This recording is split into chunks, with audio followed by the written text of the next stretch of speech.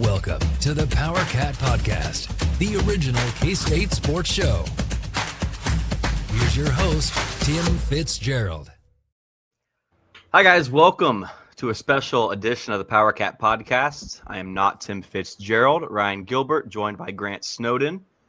And the two of us are going to be in Columbia next weekend for a K-State scrimmage against Mizzou.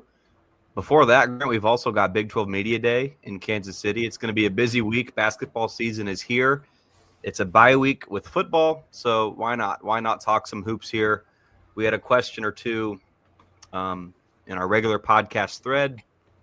Figured I'd do an extra one of these with basketball. A lot of question marks coming into the year. A lot of excitement. Matthew Driscoll, we'll talk about him and the importance that he has on this staff, some overall expectations on the season. You know the drill. These questions come from Wabash.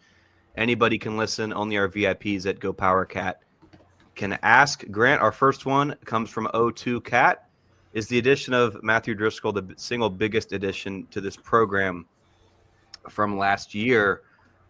Coach Driscoll is awesome. Anybody you talk to, player, coach, fan, media member, there's a lot of excitement with Coach Driscoll and what he brings to this program. However, there's also a lot of excitement for a guy by the name of PJ Haggerty. You might have heard of him. He's a heck of a player. And, you know, PJ is the type of player that, Grant, I don't know if he needs to be schemed open or if he needs a coach to get him sets or plays to score. PJ is a dude that can go out and just get his own bucket. You know, think Marquise Noel.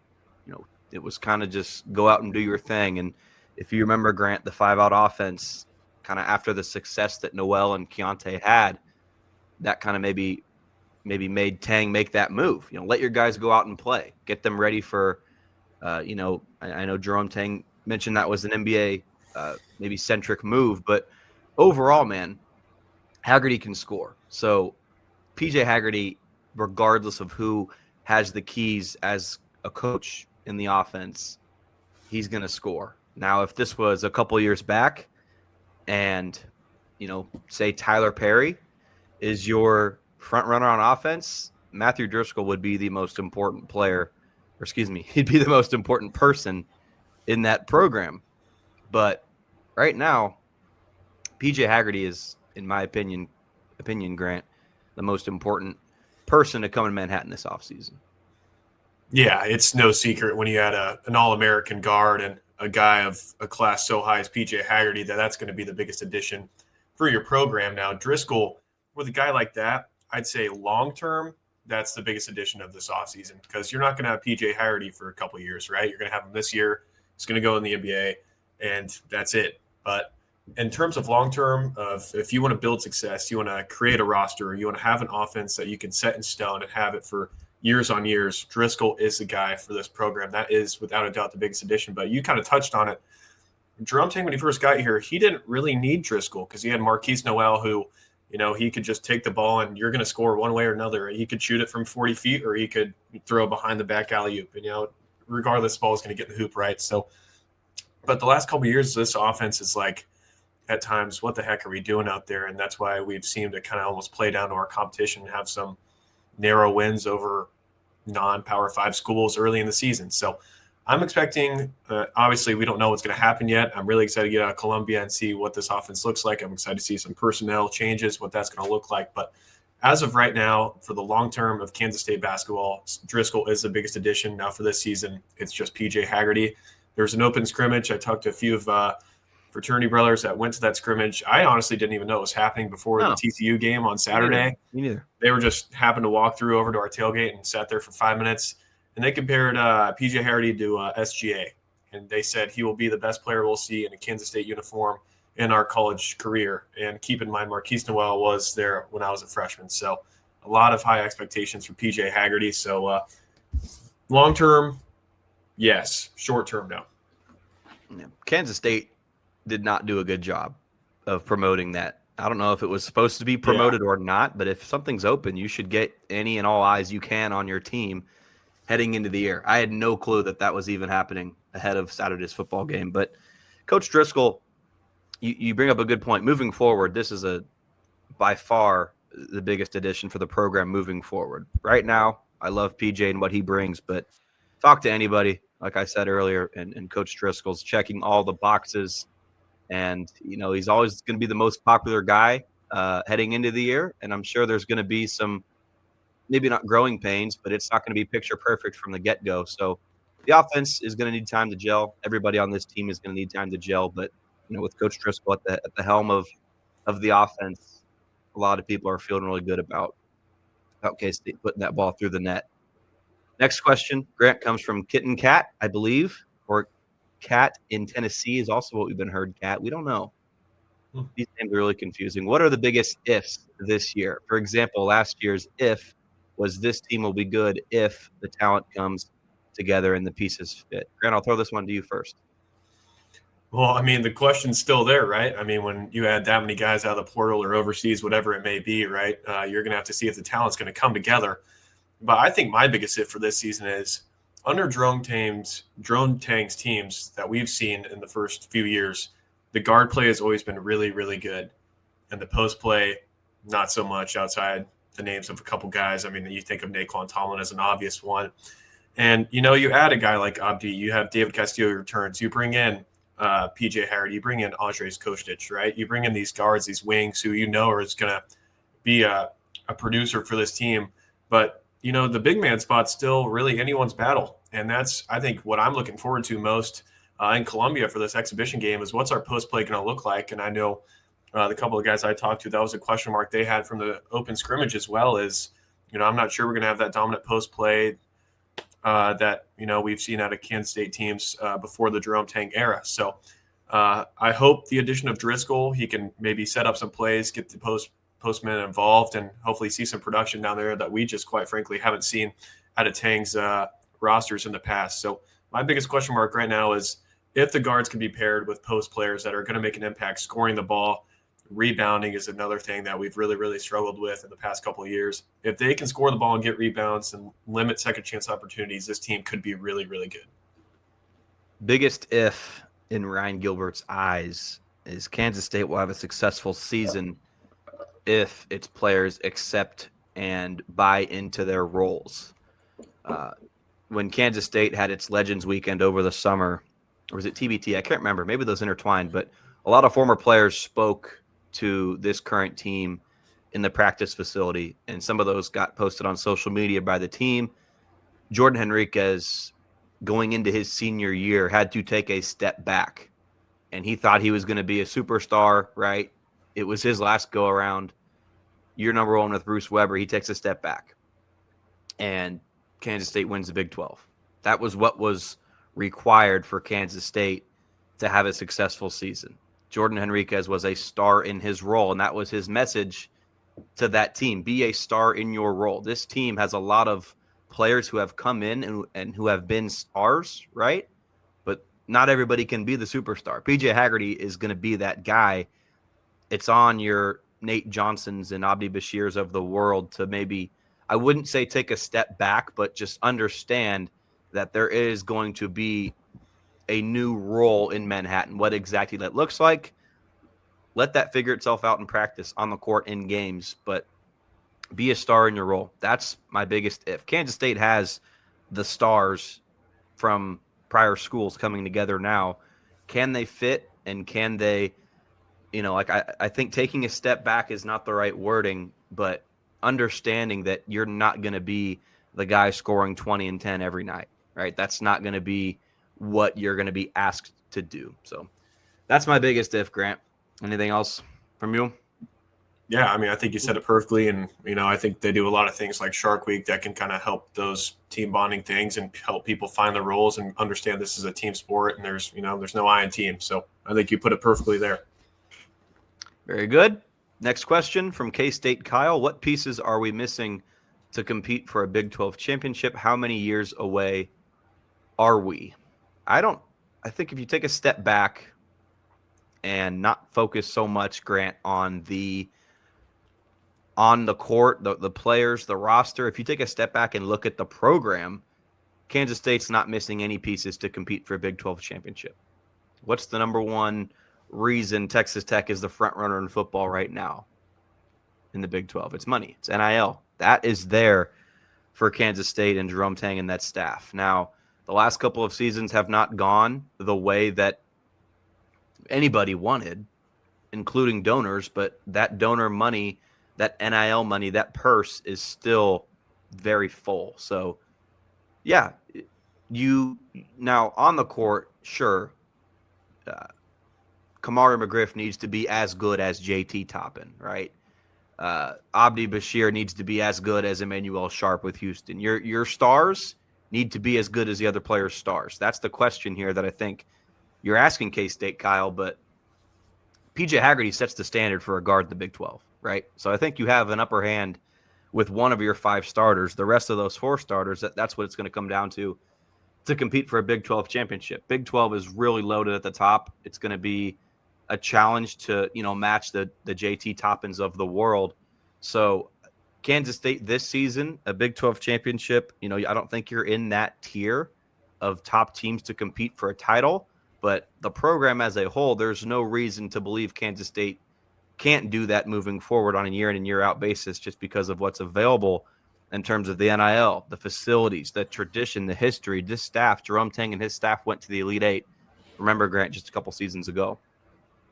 Yeah, right. The talent's there, both on the court this year with everyone we brought in. You tap into the European market, you bring in a couple of really good transfers who were high scorers at, their respected conferences and teams last year. And now you bring in a guy like Driscoll. There's no reason this team shouldn't compete in the Big 12. You said, obviously it's top heavy, but this should be a team that's fighting for an NCAA spot, down the road in March. But the other biggest thing I think this team is just missing right now, and, it's obvious in this day and age, the transfer portal, players can hop around as much as they want, but why the Houstons, why the Kansases are successful is they have a culture, right? They have guys that are there year in and year out, right?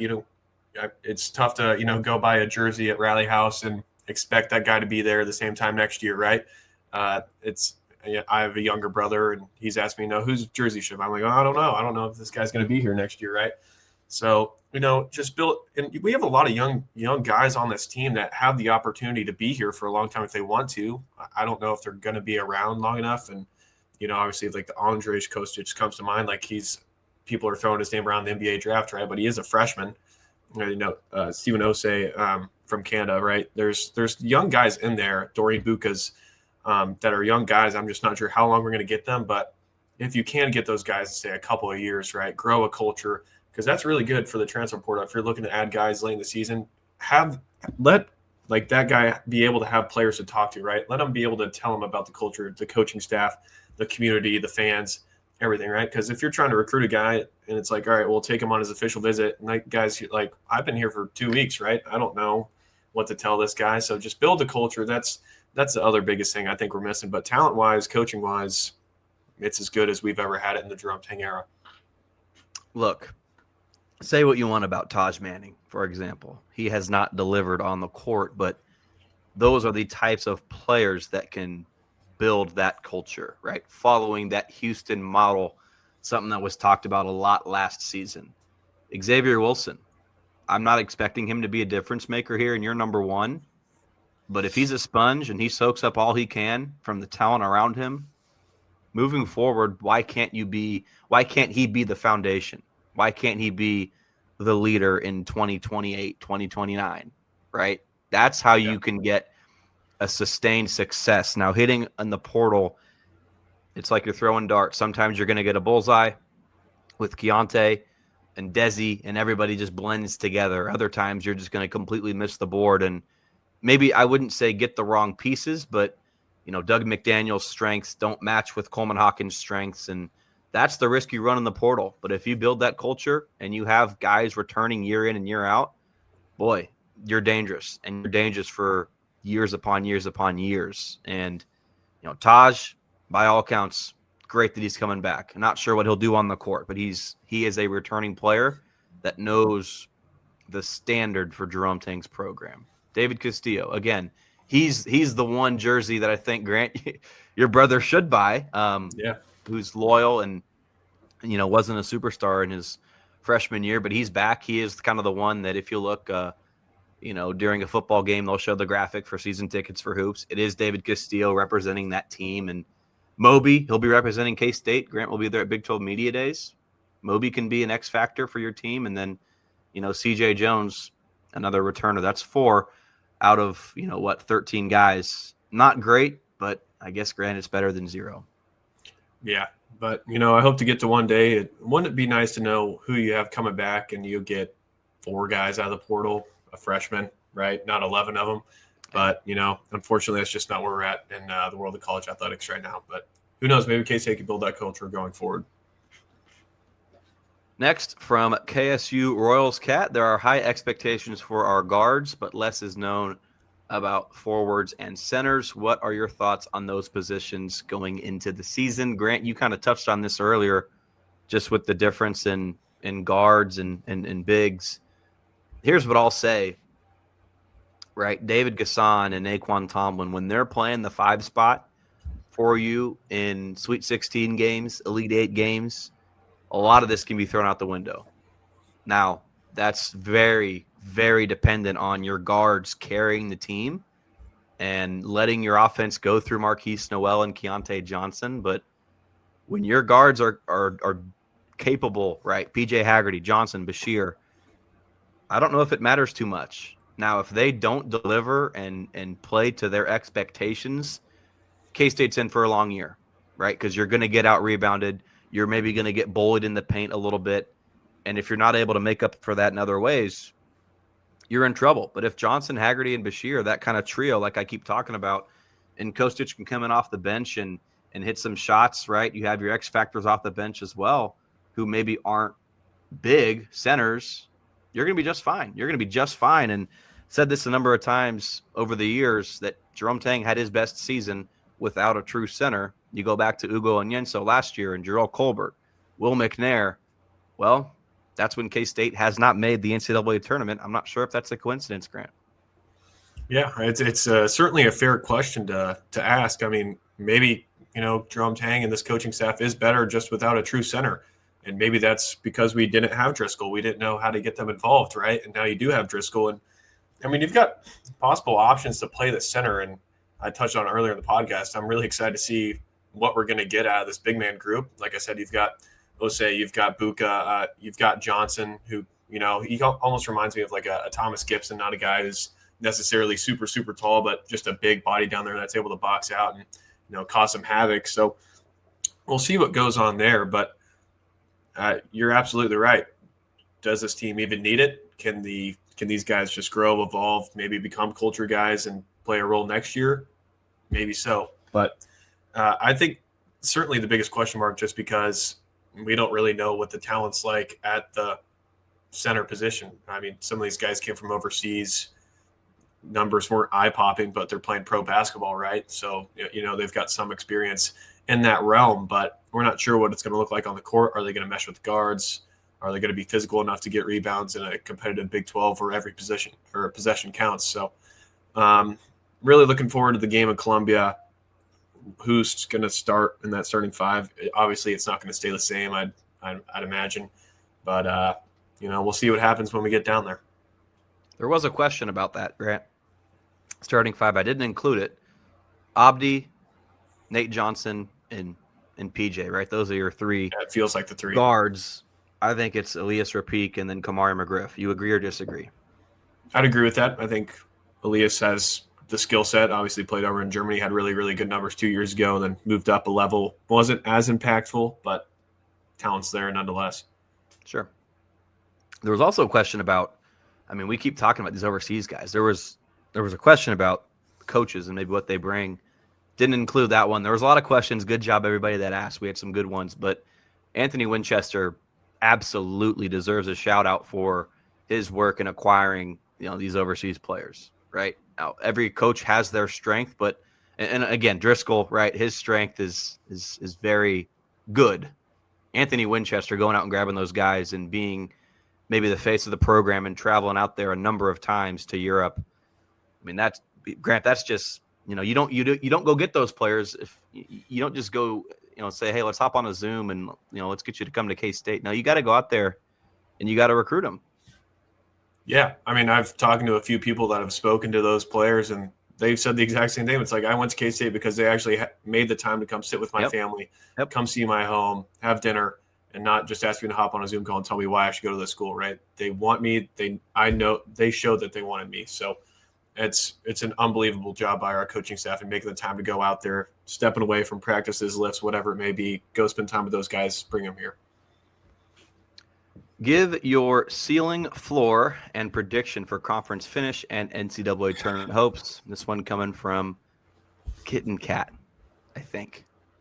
Grant, I'll take it. I'll take it, and then you take it. So, for ceiling for this team, it's very. I wouldn't say it's reasonable, but I can write a story. I can close my eyes and picture this team getting out of the first weekend. So, to go to the Elite Eight, to go to the Sweet 16. With the NCAA tournament experience that K-State brought in with, PJ Haggerty and Kamari McGriff and Nate Johnson, I mean, that matters. Now, that's going to yield to maybe some close wins throughout the year, but when you've won games and that's a part of your DNA, you're not crazy to say this team can get out of the first weekend of the NCAA tournament. Now, floor, Grant, we just saw it, a sub-500 season. I mean, 365 days ago, Grant, I don't know how you felt. I was very excited for last year's team. And when that team took the floor, it lost more than it won, bottom line. So floor, again, I don't see it happening. I don't see this team bottoming out just because of the locker room and the strength that this team has with the buy-in factor from what we're hearing. But the Big 12 is tough. If you lose some of those non-con games early, that can knock your confidence down. So floor, I mean, I don't want to say 16 and 17 again, but it's not a given that you can go above 500, especially when you have 18 conference games, not 20, which is good, 18 conference games in the Big 12. And then for conference, I said it on Bosco's Boys on a podcast I went on with Scott McFarland the other day. I said 8th place. I'll stick with that. And then an 8-9 seed in the NCAA tournament, Grant. Yeah, you killed it. Don't want to really repeat what you're saying here, but it's not ridiculous to think of this team as being a team that can make it out of the first week in the NCAA tournament, right? If you grab an 8-9 seed, win that game, and then obviously you're going to play a higher seed in the second game. But if you're competitive in a Big 12 and you're playing conference games against top 10 opponents, top 15 opponents all season long, there's no reason we shouldn't be able to take down, a 4 or 5 SEC, Big 10 school, whatever it is in the NCAA tournament, right? So it's certainly a team that on paper, you'd think would be able to go to that Sweet 16 or possibly Elite 8, and who knows, maybe break the curse. I'm not going to get too far ahead of myself. And like you said, this time last year, I was, over the moon about this team and what it could be. But in conference, like you said, very top heavy, the Houstons, the KUs, the Arizonas, out of the world, right? It's pretty unreasonable to say this Kansas State team is going to finish in the top 5 in the conference. Can they maybe fit in that 6, 7, 8 spot? We'll see. If this team's buy-in is what it seems like on social media from what we saw from Shark Week, if Driscoll is impactful on the court that we've heard him from coaches and players say he is, it's not ridiculous to see this as a team that can finish in the top third of the Big 12 this season. Now, NCAA tournament, 8-9, that seeding is probably the most likely, right? If I had money and I had to place it on what seed is Kansas State going to get, yeah, that your 8-9 line is probably where you're going to be in that ballpark. But the ceiling, right? Part of the question, the ceiling, Kansas State can get a much better seed than that. Go out and steal some wins against Arizona, Houston, Kansas, and build your resume and avoid some of those rough losses. You're going to be in really good shape on Selection Sunday. And so if you can get, a 5-6 seed, then you're not going to have to go up and face a number 1 seed. Now, that would be very tough to go win over, whoever the best team in the country is going to be. But if you can win those games and set yourself up for a better postseason run and get hot at the right time, all you have to do is get to the Elite 8 and play, Grant, a Big 12 or an SEC or an ACC or a Big 10 team. If you're playing FAU or Butler or Loyola, if you're playing a non-power conference team in the Elite 8, you're in trouble. If you can get up against a power conference team, you'll be in good shape. Yeah, a lot of PTSD you just brought up there with some of those names you were throwing out. But that's what Jerome Tang wants, right? He wants to be battle tested. That's why we're playing Indiana and Creighton on the road this season and get battle tested early so we can pull out some of those narrow wins in conference play, which Jerome Tang has showed he can do. Over Tang. I know that ended last year with that loss in KC, obviously, but still a very battle tested team. Hopefully, heading into conference play and can pull out some of those wins and. Maybe flip the script to some things we've seen for the football team this season. Before we get to El Camino's last question here, I want to plug in one more that was on the board that I didn't get to, but there was one about non-conference. Grant, which one are you most excited for, and which one of those non-con battles you think is most important for this team? Yeah, I think the obvious answers here has got to be at Creighton on the 13th, and just because I would say Indiana, but they're starting to look more like a football school at this point, right? The basketball team's kind of been – I think Indiana received one vote, if I'm not wrong, in the AP poll. But obviously, at Creighton's going to be the biggest test of the year when you play a team in that conference that's, obviously a basketball school and on the road. And I really like where that game is placed because it's right before conference play, right? On the 13th, I think we have 2 games after that against South Dakota and ULM. Before BYU eventually opens up the home opener. So I think that's in a really, really good spot. I think that's going to jumpstart us in a conference play and be ready for a very, very tough BYU team in that first conference game. I think BYU's at 8 in AP? Yeah, they're going to be good, man. They're really good. Yeah. So, and they've got a freshman who you might have heard his name. He's not too bad of a player. So yeah, seems pretty good. Last question from El Camino Cat, our good friend. Who finishes, Grant, let's just go one by one here. Second on the team in scoring. I'll go Abdi Bashir. I'm hesitant to say that just because of his defense. If he can improve his defense, he's going to be on the court a lot. And it'd be very reasonable to think he can be the second leading scorer. If not, though, you're going to have your issues getting him on the floor. But I'll go Abdi Bashir as the second leading scorer, of course, behind PJ. Okay. All right. I'm going to try and switch it up on you here a little bit. I'll go – let's see here. I'm thinking one of the Johnsons maybe. Ooh. One of the Johnsons. Yeah. Who knows what role they're going to play. The battle of the Maction Johnsons, right? But, if I had to pick one, probably going to have to go Nate Johnson out of Akron. Just a heck of a player. Obviously, the MAC player of the year last year.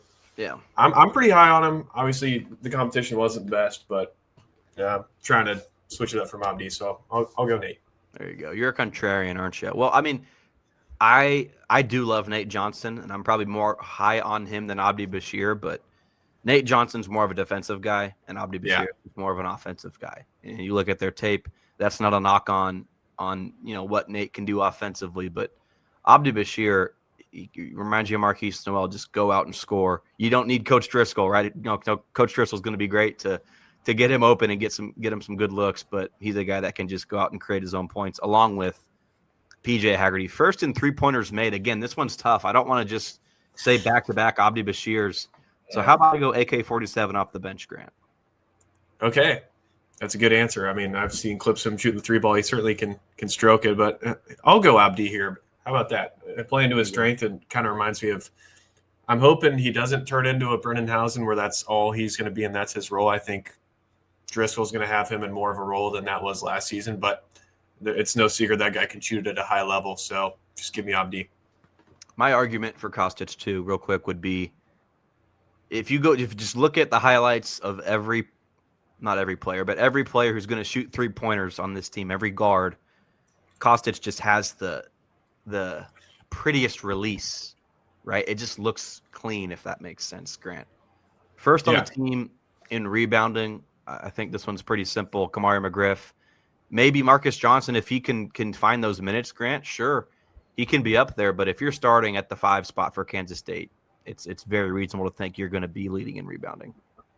Yeah, it's pretty ridiculous at this point until we see what it's like in Columbia. I guess anyone but McGriff here. Obviously, he's the biggest name that we've added in that center spot. So until anyone proves me otherwise, I'm just going to go McGriff. Assists, Grant, you go first. I've got a really good answer here. I hope you don't say it. Well, if people are saying what PJ Haggerty is going to be, and he's just going to be his own person, be able to move the ball around the court, and because he's good enough to where I hope he realizes this. Players are just going to trap on him, right? And from what I heard from guys who watch the scrimmage, he would draw 3 guys and just, kick it out or throw an oop, whatever it is. So if he's as good as people are saying he's going to be, I'm just going to go PJ here. Okay. The jack of all trades, Elias Rapik. He can defend, he can shoot, score. He's also got really good vision for his size. So I'm going Elias for most assists on the year. Tell me if that's a hot take or not, but I think he's mature beyond his years and his experience playing overseas. I mean, you're looking at a true professional, at least in the eyes of this coaching staff. They love what he brings to the table with his approach on and off the court. Lastly here, Grant, first in steals, Nate Johnson, the MAC Player of the Year. Anything else need to be said on this one? Yeah, I mean, took it right out of my mouth there. Whenever you're getting a Defensive Player of the Year, right, that's got to be the obvious answer. So, all righty. Grant, appreciate you hopping on, man. Yeah, I'm really excited to get down to Columbia and begin basketball season. I've always loved Kansas State basketball. It's kind of my first love, so I'm ready for it, man. Let's not get it twisted here. We love covering football on GoPowercat. Every single one of us do, but, if you gave me, a lie detector test, what does Gilbert like more, football or basketball? You know where he's going, and I think, Grant, you just said the same thing. We're excited for basketball. Should be a lot of fun. Me and Grant will be on hand in Columbia, right? And then we're going to go, I believe, stay in the Legends, maybe play a little poker at the casino, and then head over to Lawrence for a football game next Saturday morning against the Jayhawks. We'll have all the coverage coming your way right here on GoPowercat. This has been a GoPowercat.com and Spirit Street production. Please support this show by subscribing to this YouTube channel or follow us on your favorite podcast platform.